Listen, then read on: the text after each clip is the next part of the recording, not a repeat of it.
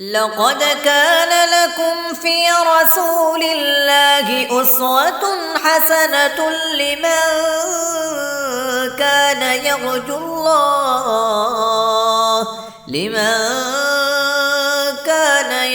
الله واليوم الآخر وذكر الله كثيرا.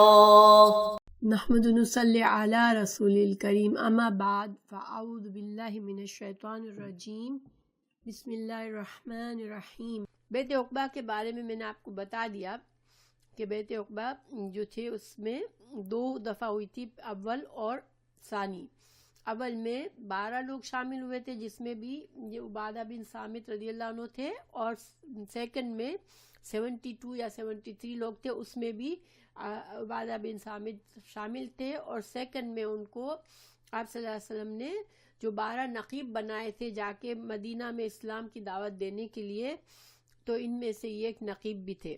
یہ جو حدیث ہے، یہ بیت ہے، یہ اگر ہم سورہ ممتحنہ پڑھیں تو سورہ ممتحنہ کی جو آیت نمبر 15 ہے، اس میں سیم الفاظ ہیں، ٹھیک ہے۔ اب یہ جو ہے 7 یا 8 ہجری سن میں، یعنی کئی سال بعد بیت عقبہ ثانی ہوئی تھی 10 نبوی میں، 12 نبوی میں، لیکن 12 نبوی کے بعد 8 سال کے بعد یا 9 سال کے بعد مکہ فتح کے قریب جو تھی وہ سورہ ممتحنہ نازل ہوئی تھی۔ اس میں اللہ سبحانہ تعالیٰ نے مسلمانوں کو حکم دیا کہ میں پڑھ لیتی ہوں یہ آیت، یا ایھا النبی اذا جاءک المؤمنات یبایعنک علی ان لا تشرکن۔ پھر یہ پورے الفاظ اسی طرح حدیث میں جیسے ہیں وہی ہیں۔ تو آپ صلی اللہ علیہ وسلم نے عورتوں سے یہ بیعت لی تھی۔ پھر مکہ میں جب مکہ فتح ہوا تو آپ صلی اللہ علیہ وسلم نے عورتوں سے بھی بیعت لی تھی اور مردوں سے بھی یہ بیعت لی تھی۔ تو اس کے یہی سیم حدیث عبادہ بن صامت نے دوبارہ بھی بتائی ہے۔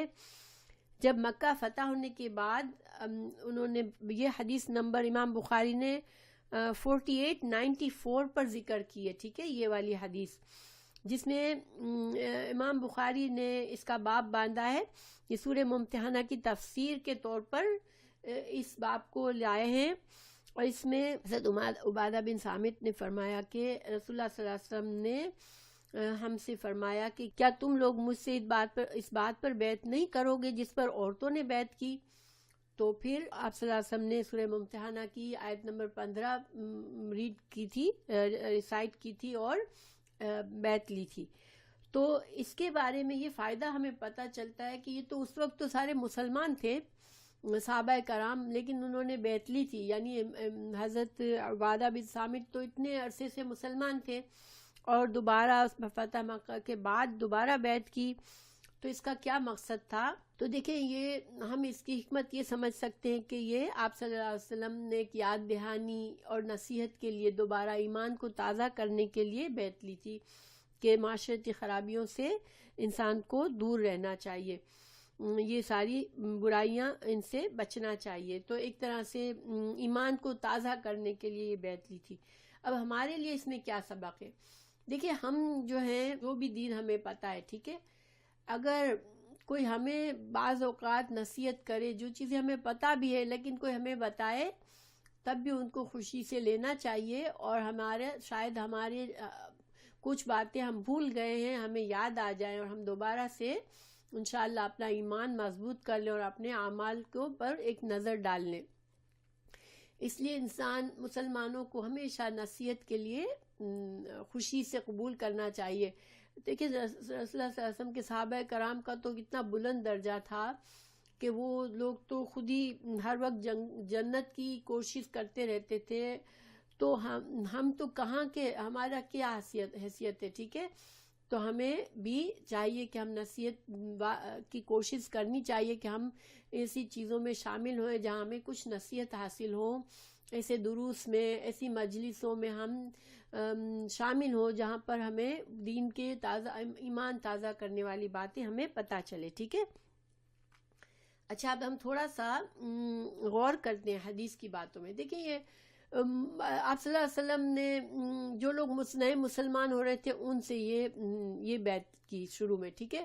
اب یہاں پر کہیں یہ نہیں کہا تم نماز پڑھو گے، تم روزہ رکھو گے، تم حج کرو گے، تم یہ کرو گے، یعنی زکوٰۃ دو گے، ایسی کوئی فرائض کی کسی چیز کا ذکر نہیں کیا، مگر زور کن چیزوں پر دیا کہ تم چوری نہیں کرو گے، تم شرک نہیں کرو گے، تم چوری نہیں کرو گے، تم زنا نہیں کرو گے، تم اولاد کو نہیں قتل کرو گے، تم دوسروں پر ناحق بہتان نہیں لگاؤ گے، اور معروف چیزوں میں اللہ اور اللہ کے رسول کی نافرمانی نہیں کرو گے۔ تو دیکھیں حیرت کی بات ہے نا، اس لیے کہ ہم سمجھتے ہیں کہ لو اسلام میں تو انسان کو سب سے پہلے یہ چیزیں اللہ کے حقوق آ جاتے ہیں، لیکن یہاں پر اللہ کے حقوق کے بجائے کیا چیزوں کی ترغیب دی جو کہ اس وقت معاشرے میں خرابی تھی، کہ وہ زمانہ ایسا تھا کہ بندوں کے حقوق کی کوئی سیفٹی نہیں تھی، ٹھیک ہے، کوئی حفاظت نہیں تھی، جس کے پاس قوت ہوتی تھی وہ اپنی منمانی کرتا تھا۔ یہ جو ساری چیزیں یہ کیا ہیں،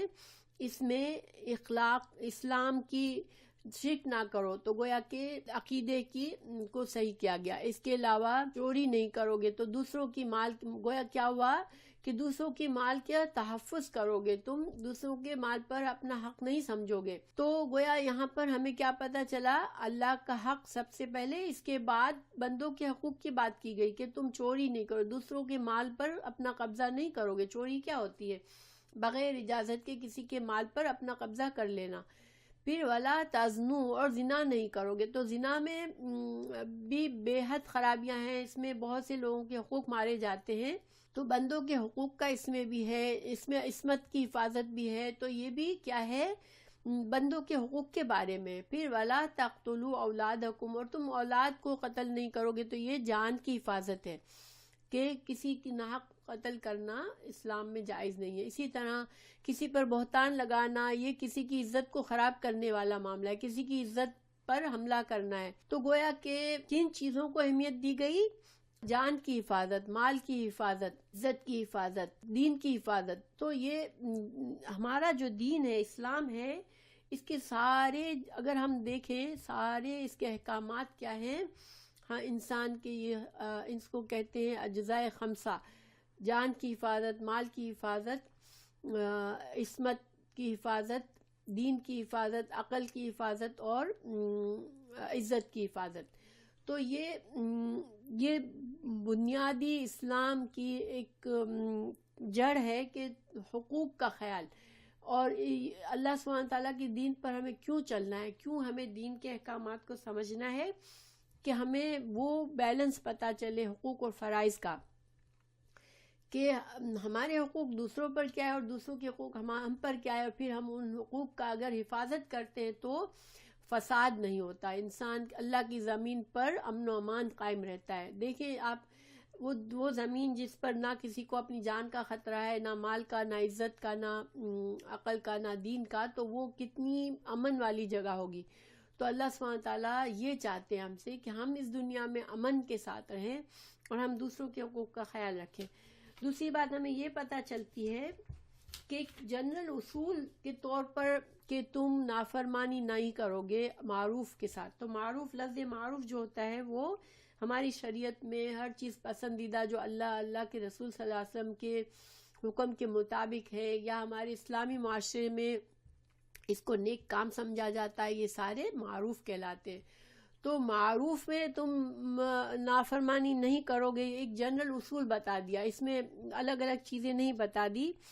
تو یہ جو ہے وہ اسلام، اگر ہم اپنے آپ کو مسلمان سمجھتے ہیں تو پھر ایک جنرل اصول ہمارے لیے بھی ہے کہ کوئی بھی چیز جو اس اللہ سبحانہ تعالیٰ، اللہ کے رسول صلی اللہ علیہ وسلم کے احکامات کے خلاف ہے، یا اسلامی معاشرے میں جس چیز کو ناپسند کیا جاتا ہے، ہمیں ان سے بچنا ہے۔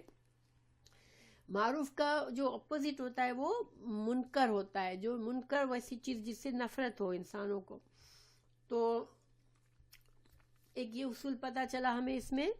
اب اللہ سبحانہ تعالیٰ نے ایک بات یہاں پر بہت اہم ہے اس حدیث میں، کہ جو ہے نا وَمَنْ أَصَابَ مِنْ ذَلِكَ شَيْءٍ فَعُوقِبَ فِي الدُّنْيَا فَهُوَ كَفَّارَةٌ لَهُ۔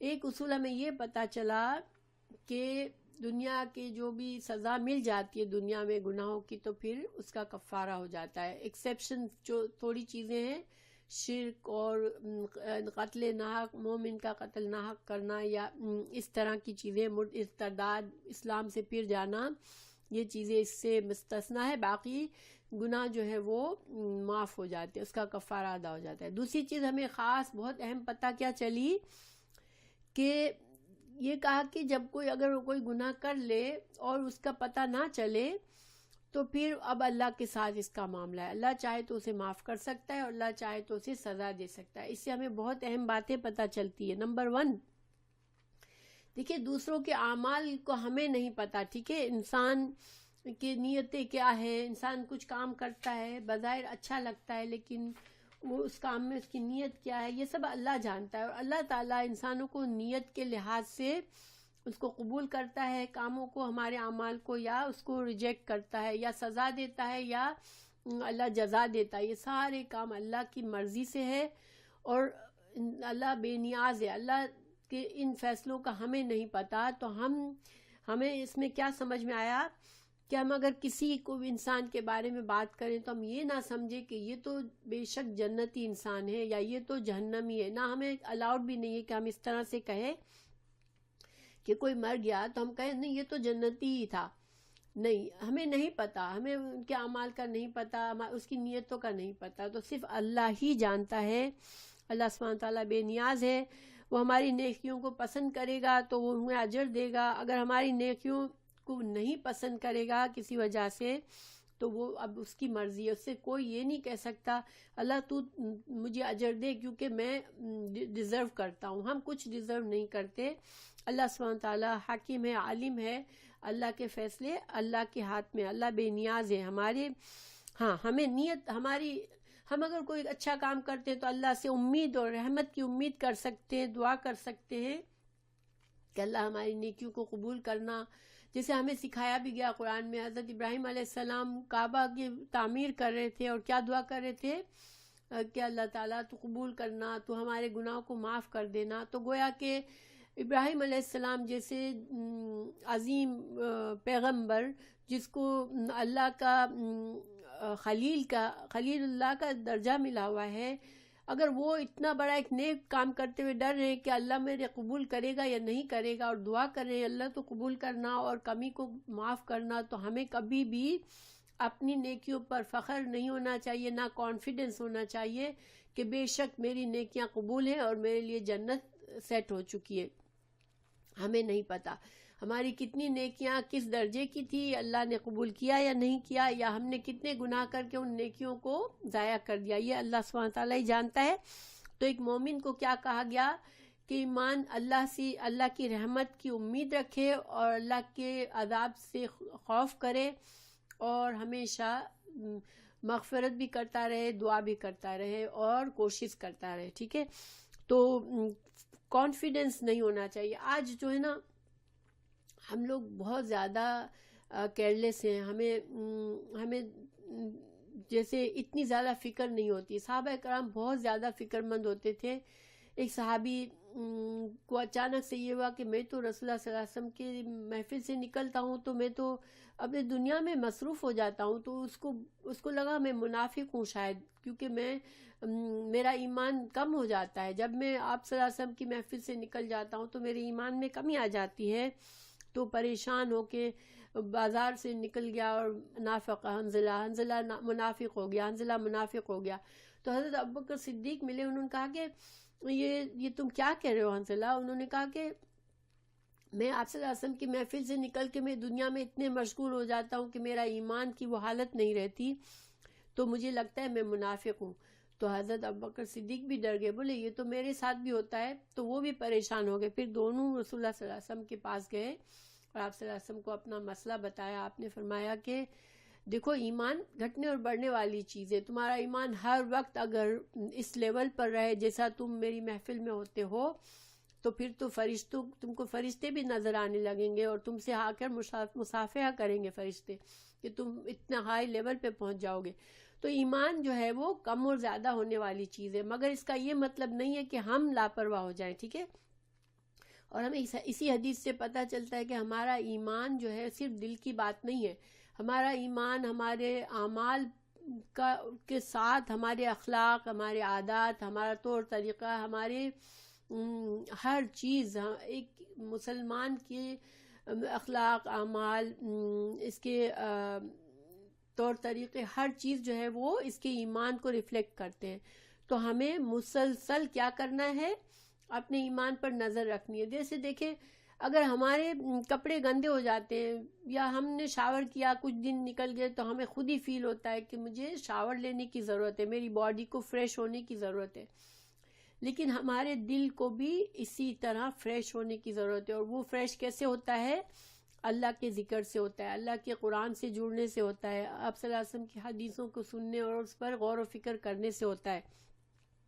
اسی وجہ سے یہ چیزیں ہمارے لیے بے حد ضروری ہے. کبھی ہم یہ نہ سمجھیں کہ نہیں میں نماز پڑھتی ہوں، میں اچھی مسلمان ہوں، تو یہ کبھی نہ سمجھیں، کیونکہ اللہ نے قرآن میں بھی ہمیں فرمایا کہ تم اپنے نفس کو پاکیزہ مت سمجھو، وَلَا تَزَكُّوا أَنفُسَكُمْ، تو اپنے آپ کو پاک مت سمجھو بلکہ اللہ کوشش کرتے رہو. ٹھیک ہے، تو انشاءاللہ اللہ سبحانہ تعالیٰ آج مسلمان دیکھیں نمازیں پڑھتے ہیں اور جھوٹ بولتے ہیں، نمازیں پڑھتے ہیں دھوکہ دیتے ہیں، کسی پر الزام لگاتے ہیں، اور چوری اور ہر چیز یعنی کہ ہر گناہ کرتے ہیں. اور نماز کا اتنا بڑا نشان ان کی پیشانی پر ہوتا ہے سجدوں کا، اور بڑے مطمئن ہوتے ہیں کہ ہم تو نمازی ہیں، ہمارے لیے کوئی فکر نہیں ہے.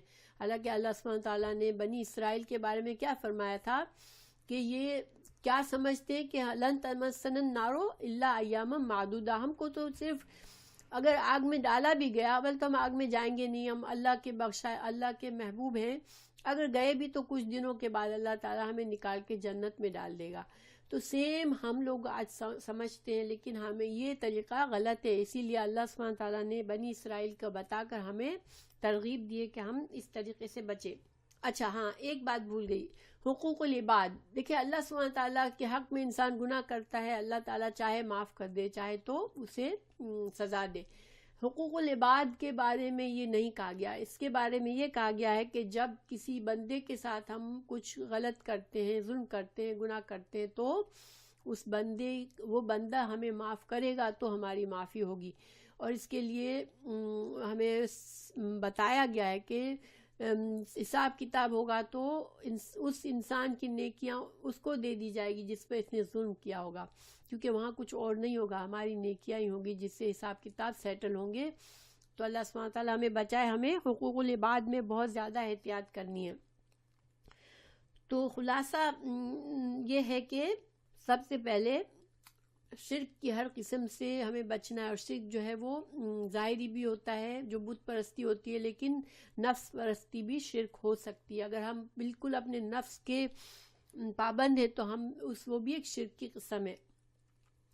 تو شرک سے بچنا ہے. اس کے علاوہ جو بھی چیزیں ہیں جس سے انسانوں کے حقوق، کسی کے بھی حقوق حق تلفی ہوتی ہے کسی بھی طرح سے، جان، مال، عزت، آبرو، دین، کسی پر بھی ہمارے ایکشن سے کسی کا نقصان ہوتا ہے تو یہ چیزیں ہمیں منع ہے ہمارے لیے، ہمیں یہ جائز نہیں ہے ہمارے لیے. اور اگر یہ کیا تو اس کا پھر نتیجہ بھگتنا پڑے گا دنیا میں یا آخرت میں. تیسری بات ہمیں یہاں اس حدیث سے یہ پتہ چلی کہ تمام معروف دین کے شریعت کے تمام معاملات جو ہیں اس میں مکمل فرما برداری کرنی ہے. ٹھیک ہے.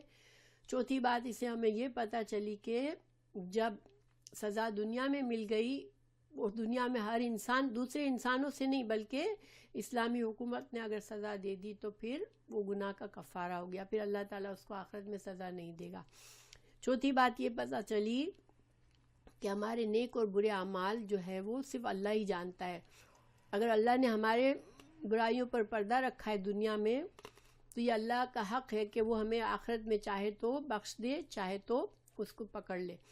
تو اللہ سبحانہ تعالیٰ سے آف کورس ہم اس کی رحمت ہی ہمیشہ چاہتے ہیں. اور دوسرا یہ کہ ہم کبھی بھی دنیا میں یہ جج نہیں کر سکتے کہ کون سے نیک اعمال جو ہے قبول ہوتے ہیں بندوں کے. کیونکہ یہ اللہ کا حق ہے، اللہ چاہے تو قبول کرے. تو ہم کسی کے بارے میں یہ فیصلہ بھی نہیں کر سکتے کہ وہ مسلمان کیسا مسلمان ہے، وہ جنتی ہے، وہ جہنمی ہے. یہ ساری باتیں اللہ کا حق ہے، اللہ جانتا ہے، ہم نہیں جانتے. پھر دین کے تمام، شریعت کے تمام معاملات میں ہمیں مکمل فرما برداری کی کوشش کرنی ہے، اور اگر کہیں کمی کوتاہی ہو جائے تو پھر ہمیں سکون سے نہیں بیٹھنا، بلکہ ہمیں اللہ سے مغفرت وقت مانگ لینی چاہیے، تاکہ ہم بعد میں پکڑنے کا یہ چانس نہ رہے کہ اللہ ہمیں آخرت میں سزا دے گا. اگر اللہ ہمارے گناہوں کو چھپایا ہے اللہ نے دنیا میں، تو یہ اللہ کی رحمت ہے، اور ہمیں اللہ سے مغفرت مانگ لینی چاہیے تاکہ ہم آخرت میں بھی اس کی رحمت کے انشاءاللہ اللہ تعالی ہمیں آخرت میں بھی اپنی رحمت دے دے. پھر اس حدیث کو امام بخاری نے کئی مقامات پر لکھا ہے، میں وہ بتا دیتی ہوں آپ کو، ٹھیک ہے، اور اس سے مختلف مسائل نکالے ہیں. حدیث 18 نمبر کی یہ تھی. پھر حدیث 3892 میں امام بخاری نے کتاب مناقب الانصار، انصار کے مناقب میں باب باندھا ہے، وفود الانصار الی النبی بمکہ و بیعۃ العقبہ. عقبہ کے بیت العقبہ کے بارے میں باب باندھ کے انہوں نے انصار کے فضیلت بیان کی ہے، ٹھیک ہے، حدیث نمبر 3892 میں.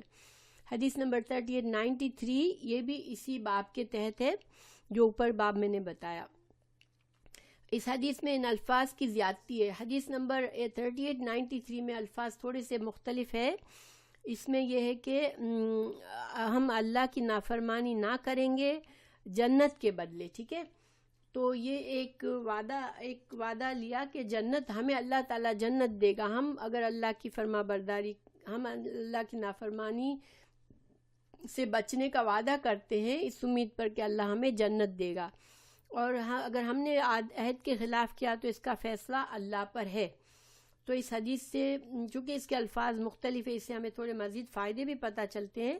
نمبر 1، رسول اللہ صلی اللہ علیہ وسلم اپنے صحابہ کرام سے کبھی کبھی ان کے ایمان کو تازہ کرنے کے لیے بھی عہد دہراتے تھے، ٹھیک ہے.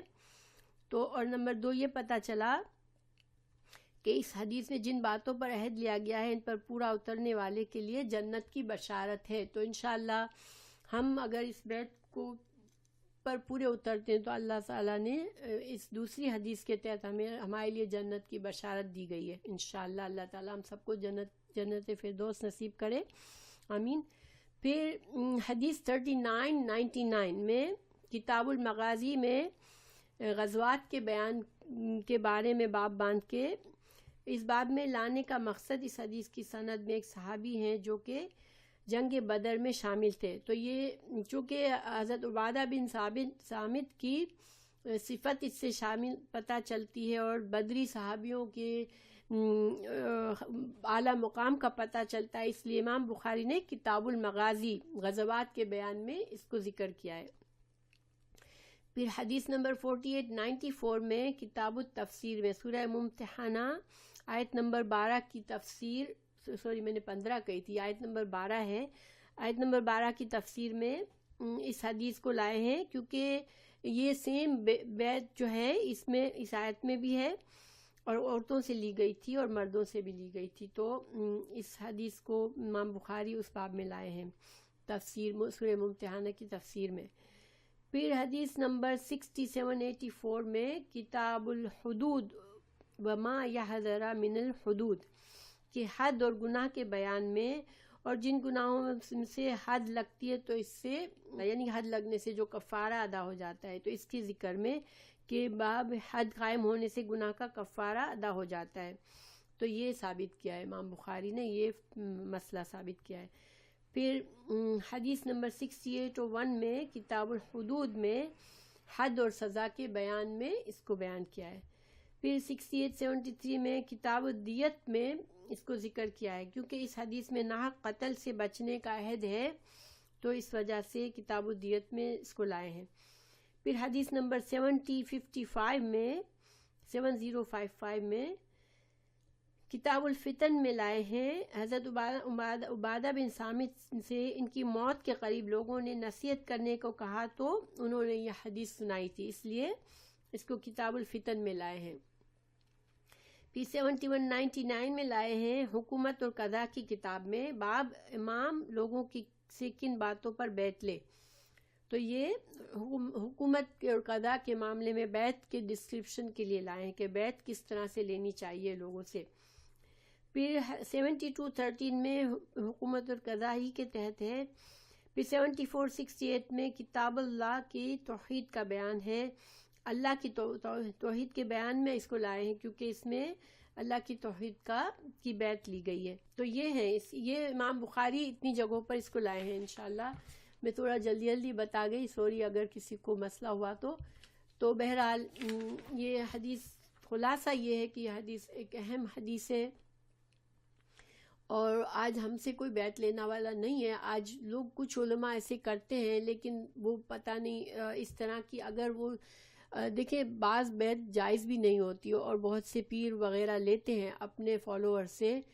تو یہ جو ہے اگر کوئی اس طرح سے بیعت لیتا ہے، کوئی عالم ہے جو اپنے فالوور سے لیتا ہے تو صحیح ہے، لیکن شریعت کے علاوہ کی بیعت کسی سے نہیں کرنا چاہیے جو شریعت کے معاملے میں شریعت کے لحاظ سے نہ ہو تو. لیکن ایسے کوئی لے سکتا ہے. آج بھی کوئی ٹیچر ہے، کوئی عالم ہے جو اپنے شاگردوں کو یاد دہانی کے لیے لے سکتا ہے اس طرح سے بیعت. اور اگر ہم سے کوئی نہ بھی بیعت لے تو ہم اپنے آپ کو ہمیں یاد کرانا چاہیے کہ ہمارا دین ہم سے کیا چاہتا ہے. ہمیں حقوق اور فرائض کا جو بیلنس ہے اس کو ہر حال میں قائم رکھنا ہے، اور یہ آسان کام نہیں ہے.